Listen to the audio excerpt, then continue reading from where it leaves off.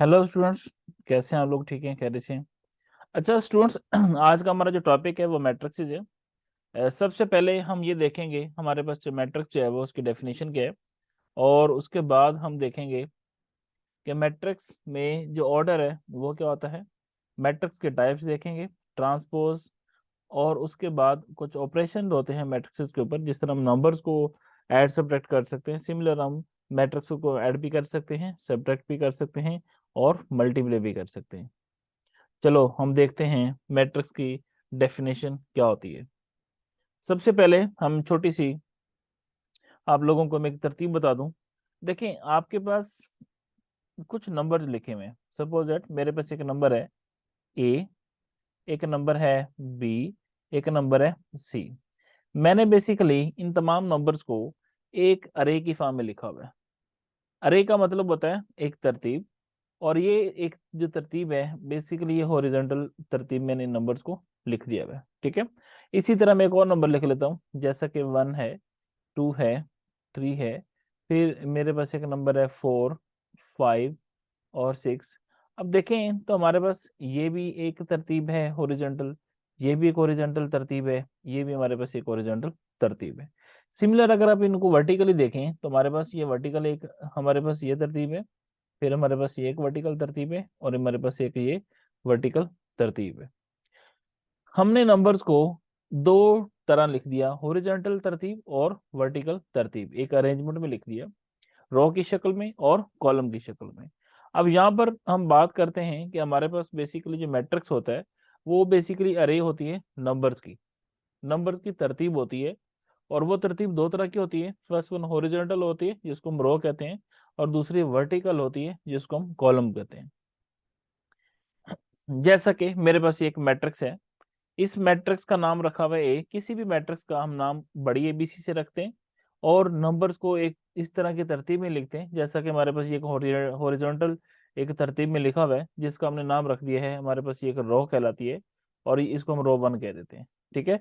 Similar हमारे पास एक सेकंड जो है वो भी एक रो है। ठीक है, एक हॉरिजॉन्टल अरे है, और उसका भी नाम रख दिया रो। राइट। इसी तरह हमारे पास कुछ वर्टिकल अरे हैं, जैसा कि हमारे पास ये एक वर्टिकल अरे है। ठीक है, ए और डी वर्टिकल लिखे हुए हैं। सिमिलर जो बी और ई है ये भी वर्टिकल लिखे हुए हैं, और सी और जो ई एफ है वो भी वर्टिकल लिखे हुए हैं। अब ये जो वर्टिकल अरे होती है इसको हम पढ़ते हैं, ये हमारे पास कॉलम्स हैं। ठीक है, जो बी ई है वो भी कॉलम है, और जो सी एफ है ये भी हमारे पास कॉलम कहलाते हैं। यहाँ पर एक चीज बताता चलूं, हमारे पास ये जो फॉर्मेशन है जिसमें नंबर्स लिखे हुए हैं अरे की फॉर्म में, मतलब रोज और कॉलम्स की शक्ल में, इसका जो कॉम्बिनेशन है इसको अगर हम एक स्क्वायर ब्रैकेट्स के अंदर या किसी भी ओपन ब्रैकेट में इसको क्लोज कर दें तो हमारे पास बनने वाली जो फॉर्मेशन है वो मैट्रिक्स कहलाती है। हम आसान लफ्जों में इसको ये पढ़ेंगे। किसी भी मैट्रिक्स का नाम बड़ी एबीसी से रखते हैं, और मैट्रिक्स के अंदर जो नंबर्स होते हैं उनको पढ़ते हैं मैट्रिक्स की एंट्रीज। तो कोई भी मैट्रिक्स हो, और जो स्मॉल एबीसी होता है उसको मैट्रिक्स की हम एंट्रीज कहते हैं, और जो बड़ी एबीसी होती है उसको मैट्रिक्स का नाम रखते हैं। जैसा कि मेरे पास ये एक और मैट्रिक्स है। अब इस मैट्रिक्स की अगर बात करें तो हमारे पास इसमें ये एक रो है हमारे पास। ठीक है। सिमिलर हमारे पास एक ये रो है। ठीक है। और इसी तरह हमारे पास कुछ कॉलम है, लाइक कॉलम 1, कॉलम 2 और कॉलम 3। ये भी एक मैट्रिक्स है। ठीक है। हम और भी डिफरेंट इसकी एग्जांपल देख सकते हैं। सपोज दैट मेरे पास एक मैट्रिक्स है जिसका नाम रखा हमने बी। इसको आप इस तरह के ब्रैकेट्स में भी लिख सकते हैं, जैसा कि 1, 2, 3 और 4 है। अब ये भी हमारे पास एक मैट्रिक्स है। ठीक है। इस तरह हमारे पास ये सी है, मेरे पास है 1, 2 और 3, ये भी एक मैट्रिक्स है। डी हमारे पास है 1, 2, 4 है, 1, 1, 1 है, तो ये भी एक मैट्रिक्स है। राइट। मैट्रिक्स का हमने नाम बड़ी एबीसी से रखना होता है, और मैट्रिक्स के अंदर जो एंट्रीज होती हैं वो स्मॉल लेटर भी हो सकते हैं, और मैक्सिमम हम नंबर्स का इस्तेमाल करते हैं। तो स्टूडेंट्स ये थी मैट्रिक्स की पहचान, कि अगर लिखा हुआ हो तो आपको पता होना चाहिए कि मैट्रिक्स किस तरह का होता है और आप किसको किस तरह लिखते हैं। मैट्रिक्स के रेलिवेंट जो सबसे इंपॉर्टेंट चीज है वो किसी भी मैट्रिक्स की डायमेंशन या उसका साइज होता है, जिसको हम पढ़ते हैं ऑर्डर ऑफ अ मैट्रिक्स। देखिए एक चीज मैं आपको बताता चलूं, मेरे पास ये एक मैट्रिक्स है। अब इस मैट्रिक्स में बेसिकली लेफ्ट साइड से हम अगर देखें तो हमारे पास ये जितनी भी चीजें होती हैं इसको हम पढ़ते हैं कि हमारे पास ये रोज है, ठीक है। सिमिलर अगर आप राइट साइड से देखें, अप ऊपर से नीचे को देखें, तो वो हमारे पास कॉलम कहलाते हैं। अब यहाँ पर हमारे पास ये एक रो है और ये हमारे पास दो रो है, इट मीन्स की टोटल 2 रोज होगी। तो हम इसको लिख, इसकी जो डायमेंशन होगी वो क्या होगा, 2/4। 2 मीन नंबर ऑफ रो और 4 मीन नंबर ऑफ कॉलम्स। तो हम फिर इसको इस तरह लिख सकते हैं कि जो ऑर्डर होता है किसी भी मैट्रिक्स का, उसको हम डिफाइन इस तरह करते हैं, उस मैट्रिक्स में जितने नंबर ऑफ रो और कॉलम होते हैं उसका ऑर्डर कहलाता है। सपोज एनी मैट्रिक्स हैज 5 रोज, एक मैट्रिक्स है जिसके अंदर 5 रोज हैं और 3 कॉलम है, then the order of the matrix is 5/3। Multiplication use हो रही है, हम इसको बाय पढ़ते हैं, राइट। इसको हम इस तरह भी देख सकते हैं, जैसा कि मेरे पास एक मैट्रिक्स है ए, ठीक है, और इस मैट्रिक्स में 1 2 3 और 1 ये एंट्रीज हैं। अब अगर मैं इसका ऑर्डर देखना चाहता हूँ तो हम इसको लिखते किस तरह, बेसिकली हम इसको लिखेंगे order of A is equal to, इसमें नंबर ऑफ रो कितनी हमारे पास, ये हमारे पास एक रो 1 है, ये हमारे पास रो 2 है। सिमिलर हमारे पास ये जो है वो रो कॉलम 1 है और ये कॉलम 2 है। तो हमारे पास इसका ऑर्डर की जब बात करेंगे तो सबसे पहले रो की बात होगी, तो इसमें 2 रो है और इसमें जो कॉलम है वो भी हमारे पास 2 है। तो इस मैट्रिक्स ए का जो ऑर्डर होगा वो 2/2 कहलाएगा। सिमिलर हमारे पास, अब अगर इसको थोड़ा सा हम अरेंजमेंट में लिखें, तरतीब से लिखें, तो order of matrix is equal to number of row by number of column. अगर किसी भी मैट्रिक्स में हम कह देते हैं कि उसके नंबर ऑफ रो m है और उसके नंबर ऑफ कॉलम n है, तो हम उसको इस तरह लिखेंगे m/n। ये बेसिकली एक स्टैंडर्ड नोटेशन हम यूज करते हैं किसी भी मैट्रिक्स का ऑर्डर लिखने के लिए। तो आपके पास अक्सर औकात एमसीक्यूज आ जाता है जिसमें आप पूछा जाता है ऑर्डर ऑफ मैट्रिक्स किसके इक्वल होता है, तो order of matrix is equal to m/n होता है, जिसमें m नंबर ऑफ रो और जो n है वो नंबर ऑफ कॉलम कहलाते हैं। उम्मीद है कि मैट्रिक्स का अगर आपको ऑर्डर मालूम करना हो तो आप लोग ऑर्डर मालूम कर सकते हैं, ठीक है। स्टूडेंट्स, हमारे पास जब कभी मैट्रिक्स की बात हो तो मैट्रिक्स की डेफिनेशन के बाद हम बात करते हैं किसी भी मैट्रिक्स का ऑर्डर, और उसके बाद मैट्रिक्स की कुछ टाइप्स हैं। फर्स्ट वन हम डिस्कस करेंगे रो मैट्रिक्स। यहाँ पर वर्ड रो से हमें ये पता चल रहा है कि ये जो मैट्रिक्स है इसमें कोई बात रो की हो रही है। Row matrix is defined as a matrix that has only one row. एक ऐसा मैट्रिक्स जिसमें ओनली वन रो हो उसको हम रो मैट्रिक्स कहते हैं।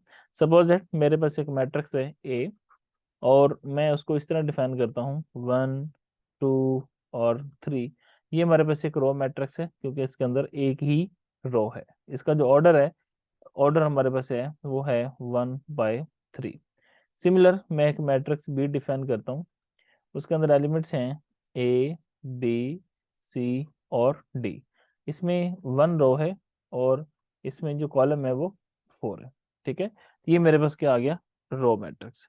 अब इन जनरल हम बात करेंगे कि अगर किसी भी रो मैट्रिक्स का ऑर्डर की बात करें, ठीक है, तो जो ऑर्डर होता है, ऑर्डर ऑफ रो मैट्रिक्स, ठीक है, वो इन जनरल क्या होगा, बेसिकली उसमें 1/n लिखेंगे। 1 मतलब नंबर ऑफ रो हमेशा 1 रहेगी और जो कॉलम है वो n है। n मतलब उसकी तादाद चेंज हो सकती है, नंबर ऑफ कॉलम 2 3 4 कुछ भी हो सकते हैं, लेकिन उसका जो इन जनरल हम ऑर्डर की बात करें, अगर आपसे कोई पूछ ले कि ऑर्डर ऑफ रो मैट्रिक्स क्या होता है तो आपको पता होना चाहिए कि 1/n होता है। दूसरी टाइप है हमारे पास column matrix.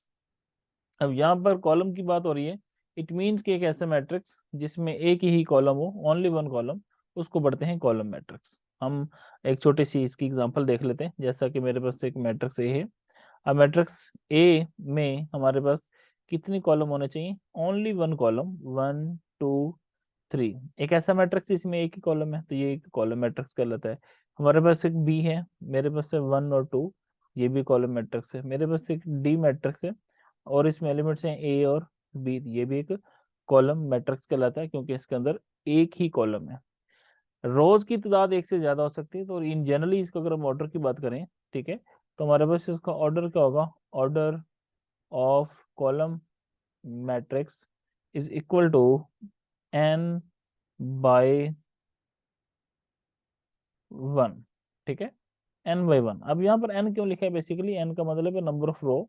Number of row column matrix में जितनी मर्जी हो लेकिन कॉलम उसमें ओनली 1 होना चाहिए। ये दो बेसिक से टाइप्स थी मैट्रिक्स की, जिसमें रो मैट्रिक्स था और कॉलम मैट्रिक्स था। इसके हम बात, हम एक मोस्ट इंपॉर्टेंट जो डेफिनेशन है वो है, टाइप है स्क्वायर मैट्रिक्स।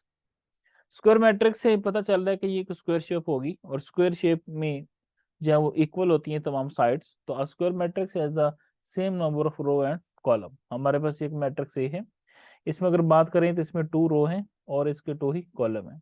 इस मैट्रिक्स की बात करें तो इसमें 3 रो हैं और इसमें 3 कॉलम है, तो ये हमारे पास एक स्क्वायर मैट्रिक्स कहलाता है, राइट। और किसी भी मैट्रिक्स में जो नंबर ऑफ रो और नंबर ऑफ कॉलम इक्वल होंगे तो वो मैट्रिक्स स्क्वायर मैट्रिक्स कहलाएगा। इसकी और भी हम डिफरेंट एग्जांपल दे सकते हैं, लाइक मेरे पास एक सी है और इसमें हमारे पास है 1 2 3 4 5 6 7 8 और 9 है। 1 2 3 है और यहाँ पर है 1 2 3 और 4। अब ये भी हमारे पास एक स्क्वायर मैट्रिक्स है जिसका ऑर्डर जो है वो 4/4 है। क्लियर है। अब इसी तरह हमारे पास अगर एक ऐसा मैट्रिक्स जिसमें नंबर ऑफ रो और नंबर ऑफ कॉलम इक्वल ना हो, उसको पढ़ते हैं रेक्टेंगुलर मैट्रिक्स। अब रेक्टेंगुलर मैट्रिक्स में हम इसकी एक डेफिनेशन देख लेते हैं, एग्जांपल देख लेते हैं। 1 2 3 1 2 4, ये एक मैट्रिक्स ये है जिसमें नंबर ऑफ रो या वो हमारे पास 3 है और जो नंबर ऑफ कॉलम है वो हमारे पास 3 है। नंबर ऑफ रो है और कॉलम 3 है, तो हमारे पास इसमें जो रो और कॉलम है उनकी तादाद आपस में इक्वल नहीं है, मतलब 2 is not equal to 3। So this matrix is called rectangular matrix. Important जो डेफिनेशन थी स्क्वायर मैट्रिक्स की थी। स्क्वायर मैट्रिक्स की मजीद कुछ टाइप्स हैं। फर्स्ट वन हम देखेंगे डायगोनल मैट्रिक्स। अब डायगोनल मैट्रिक्स होता क्या है basically? Diagonal matrix has zero anywhere note on the main diagonal. हमारे पास एक मैट्रिक्स है स्टूडेंट्स, इस मैट्रिक्स में हमारे पास ये जो एंट्रीज हैं, जो क्रॉस वाली एंट्रीज हैं, मतलब हमारे पास इन एंट्रीज को पढ़ते हैं डायगोनल। इसके अलावा पढ़ते हैं नॉन डायगोनल। किसी भी मैट्रिक्स के अंदर हमारे पास, मैं आपको एक छोटी सी एग्जांपल देता हूँ। सपोज दैट मेरे पास एक मैट्रिक्स है, उसका नाम है डी, ठीक है, और इसमें एलिमेंट्स हैं 1 2 3 और 4। ये एक मैट्रिक्स है और ये एक स्क्वायर मैट्रिक्स है। इस स्क्वायर मैट्रिक्स के अंदर हमारे पास जो ये 1 और 4 है बेसिकली, इस 1/4 को पढ़ते हैं डायगोनल। क्या पढ़ते हैं? किसी भी मैट्रिक्स का जो डायगोनल होता है बेसिकली वो होता है ये क्रॉस एंट्रीज, राइट। 1 और 4 जो है वो डायगोनल है। इसके अलावा जितनी भी एंट्रीज है वो नॉन डायगोनल कहलाती हैं। अब डेफिनेशन ये है कि किसी भी ऐसा स्क्वायर मैट्रिक्स जिसमें डायगोनल एंट्रीज नॉन जीरो होनी चाहिए और नॉन डायगोनल एंट्रीज तमाम जीरो होनी चाहिए। जैसा कि इसमें यहाँ पर भी जीरो है, यहाँ पर भी जीरो है, ये नॉन डायगोनल है, ठीक है। ये सारे जीरोस नॉन डायगोनल है और जो 2 8 और 1 है ये डायगोनल एंट्रीज हैं। अब डेफिनेशन में हम एक और चीज देख लेंगे, इसमें एटलीस्ट वन एलिमेंट ऐसा होना चाहिए, वन एंट्री ऐसी होनी चाहिए जो नॉन जीरो हो, बाकी तमाम जीरो हो सकती हैं। जैसा कि हम एक छोटी सी एग्जांपल, सपोज दैट मेरे पास एक मैट्रिक्स डी है, ठीक है, और मैं इसको अगर डायगोनल मैट्रिक्स कहूँ, जैसा कि 1 0 0 1 है। अब इस 1 को मैं अगर 2 कह दूं, ठीक है, हमारे पास डायगोनल एंट्री में दो एंट्रीज आ रही हैं 1 और 2, तो ये डायगोनल मैट्रिक्स है, ठीक है। अगर मैं इस डी को इस तरह लिख लूं, हमारे पास 1 0 0 और 0, ये अब भी डायगोनल है क्योंकि इसमें डायगोनल में एक एंट्री ऐसी है जो नॉन जीरो है, ठीक है। ऐसा हो सकता है कि तमाम की तमाम जो है वो नॉन जीरो हो, और ऐसा भी हो सकता है कि कोई एक नॉन जीरो हो, कोई 2 नॉन जीरो हो। जैसा कि मेरे पास एक एंट्री है 2 0 0 0 3 0 0 0 0 और 0। क्या ये डायगोनल मैट्रिक्स है? ये डायगोनल मैट्रिक्स नहीं है, क्योंकि ये जो 3 है बेसिकली ये नॉन डायगोनल एंट्री है। अगर ये 0 होता तो फिर ये डायगोनल था, अदरवाइज ये डायगोनल नहीं है, राइट। ये कुछ एग्जांपल थी डायगोनल मैट्रिक्स की। डायगोनल मैट्रिक्स के बाद जो मोस्ट इंपॉर्टेंट चीज है वो हमारे पास है स्केलर मैट्रिक्स। स्टूडेंट्स, किसी भी डायगोनल मैट्रिक्स में अगर डायगोनल की तमाम एंट्रीज जो हैं वो सेम हो, ठीक है, और उस मैट्रिक्स को पढ़ते हैं स्केलर मैट्रिक्स। जैसा कि मेरे पास ये एक मैट्रिक्स है, ठीक है, इस मैट्रिक्स की ये जो एंट्रीज है ये डायगोनल एंट्रीज हैं, और ये डायगोनल एंट्रीज अगर तमाम की तमाम जो है वो नॉन जीरो हैं लेकिन सेम है, तो उसको पढ़ देंगे स्केलर मैट्रिक्स। इसकी डेफिनेशन हम कुछ इस तरह भी लिखते हैं। सपोज दैट मैं एक मैट्रिक्स लिखता हूँ एस, और इसमें यहाँ पर हमारे पास को के है, 0 0 है, 0 है, यहाँ पर के है और यहाँ पर 0 है, 0 0 और यहाँ पर क्या गया के, ये एक स्केलर मैट्रिक्स है क्योंकि इसमें डायगोनल एंट्री सेम है, एक जैसी है। वेयर जो यहाँ पर के जो है ये बेसिकली एक तो 0 नहीं हो सकता, दूसरा हमारे पास ये 1 नहीं हो सकता। ये है स्केलर मैट्रिक्स। स्केलर मैट्रिक्स कौन सा होगा? एक ऐसा डायगोनल मैट्रिक्स जिसमें डायगोनल एंट्रीज जो है वो एक जैसी हों सिवाय 1 और 0 के। इसके बाद हमारे पास मोस्ट इंपॉर्टेंट चीज जो है वो आइडेंटिटी मैट्रिक्स है। आइडेंटिटी मैट्रिक्स बेसिकली क्या है? एक ऐसा मैट्रिक्स जो डायगोनल हो और उस डायगोनल के तमाम जो डायगोनल एंट्रीज हैं वो 1 हो। जैसा कि मेरे पास ये एक मैट्रिक्स है तो इसकी ये डायगोनल एंट्रीज है। अगर किसी स्क्वायर मैट्रिक्स में या किसी डायगोनल मैट्रिक्स में जो डायगोनल एंट्रीज है वो 1 हो और इसके अलावा तमाम 0 हो तो उस मैट्रिक्स को बढ़ते हैं आइडेंटिटी मैट्रिक्स। ये 3x3 का आइडेंटिटी मैट्रिक्स है। सिमिलर हमारे पास 2x2 का भी आइडेंटिटी मैट्रिक्स होता है, 1 0 0 और 1। ये आइडेंटिटी मैट्रिक्स है, इसका जो ऑर्डर है वो 2 है, इसका जो ऑर्डर है वो 3 है। ठीक है, अब ये इस आइडेंटिटी मैट्रिक्स को हम मल्टीप्लिकेटिव आइडेंटिटी भी पढ़ते हैं। ये चंद टाइप्स थी, इसके अलावा भी कुछ टाइप्स हैं लेकिन हमें जो डिस्कशन थी वो हमारी इन तीन चार कुछ टाइप्स की थी जो आपको अंडरस्टैंड करवाने थी। स्टूडेंट्स हमारे पास इंपॉर्टेंट थिंग है ट्रांसपोज। ट्रांसपोज क्या होता है? बेसिकली ट्रांसपोज का मतलब ये होता है कि किसी भी मैट्रिक्स का आप पोज चेंज कर दें या उनकी रो और कॉलम को स्वैप कर दें।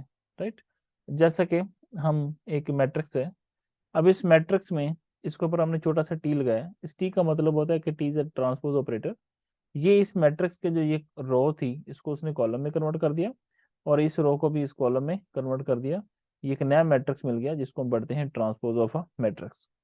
स्टूडेंट्स मेरे पास एक मैट्रिक्स है ए, ठीक है, इसमें एंट्रीज हैं ए बी सी और डी। हमें इसका ट्रांसपोज लेना है, हम इसके ऊपर छोटा सा टी लगाते हैं, इस टी का मतलब होता है ट्रांसपोज। अब ट्रांसपोज क्या करता है? रो इनटू कॉलम, तो हमारे पास जो पहली कॉलम में ये रो बन जाएगी, ठीक है, जो सेकंड कॉलम में वो हमारे पास सेकंड रो बन जाएगी। ये हमारे पास आ गया ए का ट्रांसपोज। तो स्टूडेंट्स ट्रांसपोज के रेलिवेंट कुछ इंपॉर्टेंट चीजें भी हैं, जैसा कि आप किसी मैट्रिक्स का ट्रांसपोज लें और उसका मजीद ट्रांसपोज ले लें तो वो दोबारा अगेन आपको ए मिल जाता है। ठीक है, और इसी तरह हमारे पास अगर किसी मैट्रिक्स का ट्रांसपोज ले लें ए का और किसी मैट्रिक्स बी का ट्रांसपोज ले लें और इनको मल्टीप्लाई करें तो ये बेसिकली इक्वल होता है बी टाइम ए का ट्रांसपोज के। ठीक है, ये हमारे पास एक छोटी सी प्रॉपर्टीज थी ट्रांसपोज की। तो किसी भी मैट्रिक्स का अगर आपको ट्रांसपोज लेना हो तो आप लोग यकीनन ट्रांसपोज फाइंड आउट कर सकते हैं।